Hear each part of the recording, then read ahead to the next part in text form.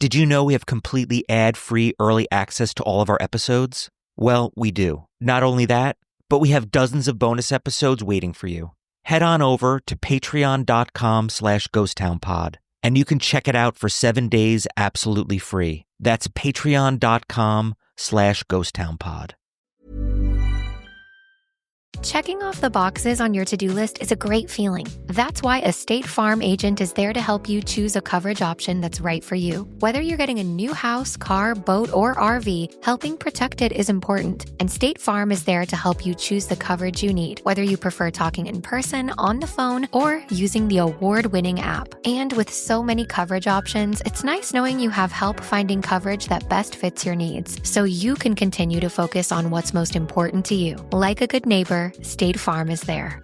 El rugido de los aficionados, el ritmo de las porras, la intensidad en la cancha. Esto es más que solo un partido de fútbol. Con DraftKings Sportsbook, esta es tu oportunidad de convertir cada jugada en una gran ganancia. Descarga la app de DraftKings Sportsbook y usa el código HEART. Ese es el código HEART para que los nuevos usuarios reciban $200 en bonus bets al instante cuando apuestes solo $5. En asociación con DraftKings, la corona es tuya. ¿Problemas con el juego? Llama al 1-800-GAMBLER. En Nueva York, llama al 877-8-HOPE-NY o envía un mensaje de texto con la palabra HOPE-NY al 467-369. En Connecticut, hay ayuda disponible para problemas con el juego. Llama al 888-789-7777 o visita ccpg.org. Juega responsablemente. En nombre de Boot Hill Casino and Resort, Kansas. Debe ser mayor de 21 años. La elegibilidad varía según la jurisdicción. No válido en Ontario. Pueden aplicarse cargos en Illinois. Las apuestas de bonos son de un solo uso. La apuesta no se incluye en las ganancias y caducan después de ser otorgadas. La oferta finaliza el 29 de septiembre 2025 a las 11:59 p.m. hora del este. Los términos en DraftKings.com/sportsbook/promos. Let's play Burlington's Guess That Price. Back to school means back to saving. We're bringing you kids' jeans starting at, hold on a minute, just $11.99. Burlington's acing this test. What about character backpacks? We've got them starting at $12.99. Burlington's done it again. How about sneakers for the kids? A-plus brands and right on trend starting at $11.99. Saving is now in session. Burlington. Deals, brands, wow! Styles and selections vary by location. Run, Rabbit, Run. I'm Jason Horton. I'm Rebecca Lieb. And this is Ghost Town.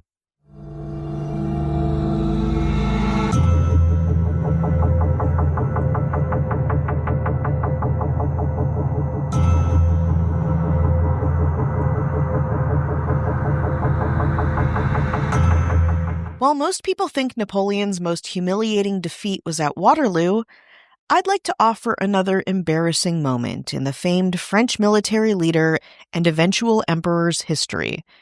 The time that he was attacked by thousands of rabbits, creating a scene less of heroism and celebration of the toughness of Napoleon Bonaparte, and more like Easter Bunny nightmare cringe. Today on Ghost Town, the story of Napoleon Bonaparte's bizarre, random, and slightly unexplained rabbit attack. Now, Napoleon was at the peak of his power in July 1807 after signing the treaties of Tilsit, ending the war between the French Empire and Imperial Russia. That's the background. Okay. In celebration of this historic event, a rabbit hunt was organized by Napoleon's chief of staff, Alexandre Berthier. He arranged a lovely little outdoor get-together at a park he owned within Paris and was ecstatic when the emperor accepted, along with a veritable who's who of the French military. Berthier made sure to do everything he could to make the hunt as pleasing for Napoleon as possible, and the day started with a splendid brunch. Then, on to the rabbit hunt, the main event. Now, Berthier had not been able to source the rabbits from within his property, as rabbits were at the time the most common game eaten in France. He therefore arranged from anywhere from 1,000 to 3,000 rabbits, depending on the source that you're reading, to be brought to the park especially for the emperor. The rabbits came from local farmers, enabling Napoleon and others in his party to have plenty to hunt at his little outdoor picnic. Berthier set the rabbit cages at the edge of a huge field, and then, when the time came, the rabbits were released. Shockingly, the throng of rabbits bombarded Napoleon and his men. According to historian David Chandler, thousands of bunnies strategically divided into two parts, flanking the French leader and his guests, demonstrating, quote, a finer understanding of Napoleonic strategy than most of his generals. Of course, shock hit the party, and the angry Berthier immediately organized a little battalion of men with long riding whips to knock the rabbits back and have them scurry away. Initially, this worked, and the rabbits started to run, as they were supposed to. But once again, the rabbits turned on them and came back, attacking everyone, including Napoleon, with, quote, an unspeakable frenzy, climbing up Napoleon's legs and swarming him so much that he stumbled backwards in fear. General Paul Charles Francois Adrien Henri Dieudonné Thibault, great name, described the scene in his memoirs, quote, the intrepid rabbits turned the emperor's flank, attacked him frantically in the rear, refused to quit their hold, piled themselves up between his legs till they made him stagger, and forced the conqueror of conquerors, fairly exhausted, to retreat and leave them in possession of the field. Realizing that this was not a fight he could win, Napoleon did flee to his carriage, but the hordes of rabbits seemed to follow him and climbed onto the carriage. It was a huge rabbit mass on top of Napoleon's own carriage. Certainly not deadly, but strange and unexplained and uncontrolled.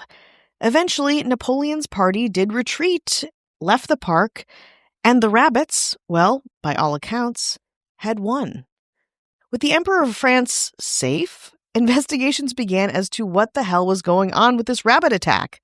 Now, probably unsurprisingly to you, listener, Berthier was not particularly knowledgeable about rabbits.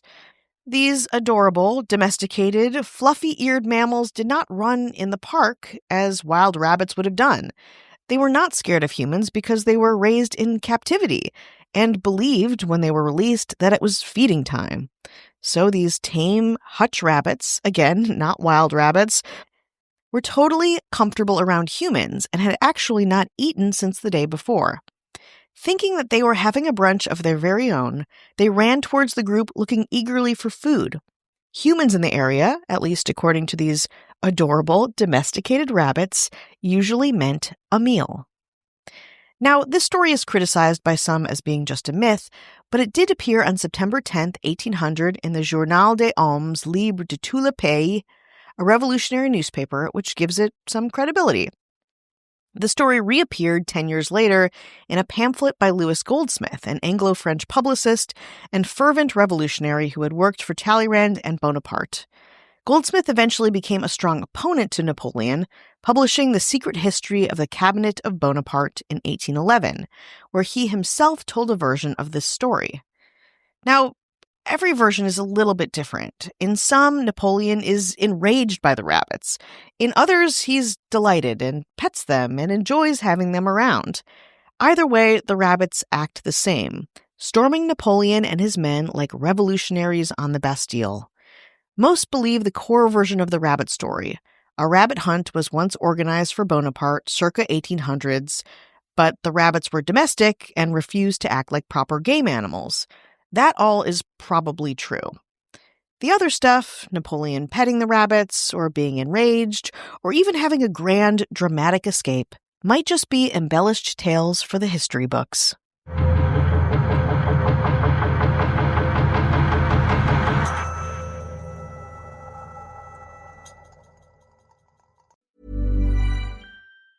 Checking off the boxes on your to-do list is a great feeling. That's why a State Farm agent is there to help you choose a coverage option that's right for you. Whether you're getting a new house, car, boat, or RV, helping protect it is important. And State Farm is there to help you choose the coverage you need, whether you prefer talking in person, on the phone, or using the award-winning app. And with so many coverage options, it's nice knowing you have help finding coverage that best fits your needs, so you can continue to focus on what's most important to you. Like a good neighbor, State Farm is there.